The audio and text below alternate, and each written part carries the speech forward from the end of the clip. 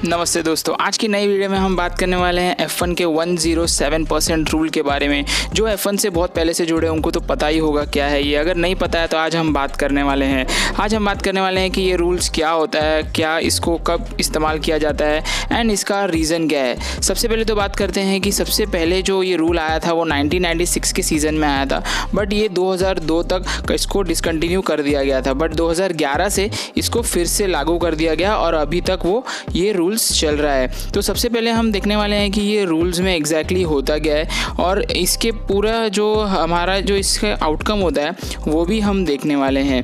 तो सबसे पहले मैं आपको बताऊं कि ये जो इसके रूल्स होते हैं वो क्वालिफिकेशंस में यहाँ पर लगते हैं, यानी कि क्वालिफिकेशंस के फर्स्ट पार्ट में यानी कि Q1 जो होता है वहाँ पर जो हमारे ड्राइवर्स होते हैं, जो फास्टेस्ट ड्राइवर होता है उसका 107% यानी कि 107% फास्टेस्ट होना चाहिए सब गाड़ियों को। अभी आप एग्जाम्पल से हम यहाँ पर देखने वाले जैसे कि सारे कार का टाइम 107% के अंदर ही अंदर होना चाहिए। तो चलिए हम फटाक से यहाँ पर एग्जाम्पल देखते हैं। तो सबसे पहले अगर हम पोल सीटर की बात करें यानी कि जो सबसे फास्टेस्ट था उसका टाइम होता है समझो 90 सेकेंड्स हम यहाँ पर पकड़ लेते हैं। तो अगर 90 सेकेंड्स का हम यहाँ पर 107% निकाले तो ऑलमोस्ट हो जाता है 96 सेकेंड। तो यहाँ पर सारे ड्राइवर्स को 96 सेकेंड के अंदर अपना जो लैप है वो कंप्लीट करना पड़ेगा, यानी कि 96 सेकंड के अंदर फर्स्ट से लेकर लास्ट तक सबको अपना लैप यहाँ पर कंप्लीट करना पड़ेगा। ये एक छोटा सा मैंने एग्जांपल लिया। अगर हम एक और एग्जांपल से यहाँ पर देखें तो आपको और अच्छे से समझेगा। Q1 में जैसे कि किसी ड्राइवर ने 100 सेकंड का यहाँ पर कार चलाया यानी कि फास्टेस्ट ट्रैक उसने फास्टेस्ट लैप लिया और 100 सेकंड का हम करते हैं 107%। तो यहाँ पर होता है 107 सेकंड्स। तो 107 सेकंड्स यहाँ पर सामने वाले ड्राइवर को यानी कि कम से कम ड्राइवर को 107 सेकंड्स में अपना लैप है वो ख़त्म करना पड़ेगा।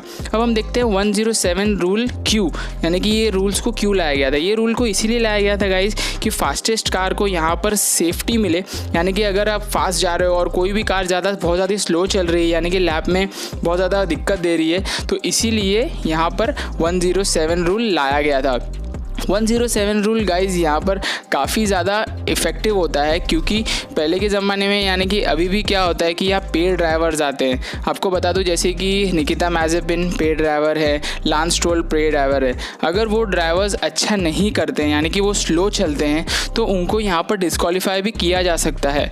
और आपको मैं टीम्स के बारे में बता दूँ, पहले के ज़माने में क्या होता था कि जो टीम्स होती थी उनको कुछ फ़र्क ही नहीं होता था कि उनकी गाड़ी कितनी भी स्लो हो और कितनी भी फास्ट हो, उनको सिर्फ F1 में आना होता था और अपना जो स्पॉन्सरशिप होता था यानी कि वो लोग F1 को एज अ पैसा कमाने के ज़रिए पे देखते थे और ना कि फास्ट कार बनाने के चक्कर में रहते थे।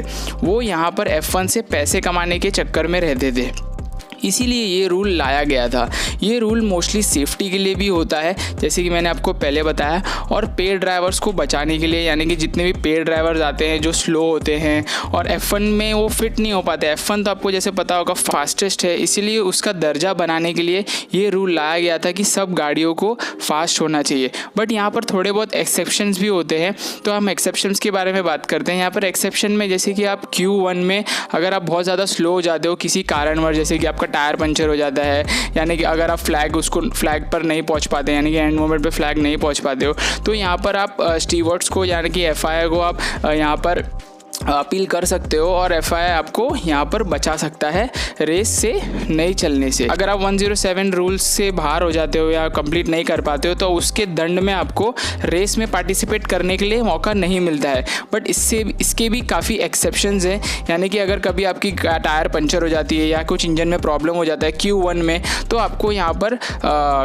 FIA को बताना पड़ता है कि हमारी गाड़ी फास्ट भाग सकती है, जो कि आपने ऑलरेडी ट्रायल में यानी कि FP1 जो होता है FP1 में आपने गाड़ी चलाया होगा और आपने देखा होगा कि ये गाड़ी अपनी फास्ट है, तो आप ये FIA को बता सकते हो कि हमारी गाड़ी फास्ट है बट किस कारण Q1 में हम नहीं पहुंच पाए। थोड़ा सा ये कंफ्यूजिंग हो सकता है न्यू कमर्स के लिए, लेकिन अगर आप ध्यान से फिर से वीडियो को देखोगे तो आपको सिंपली ये रूल समझ जाएगा। ये रूल काफ़ी ज़्यादा इफेक्टिव है मुझे लगता है, मुझे तो ये काफ़ी ज़्यादा रूल अच्छा लगता है, जिससे कि F1 में यहाँ पर टाइम पास ना हो और सब कार जो है वो कॉम्पिटिटिव रहे और फास्ट रहे, जिससे कि F1 को देखने के लिए मज़ा आए और स्लो कार भी टक्कर ले F1 में।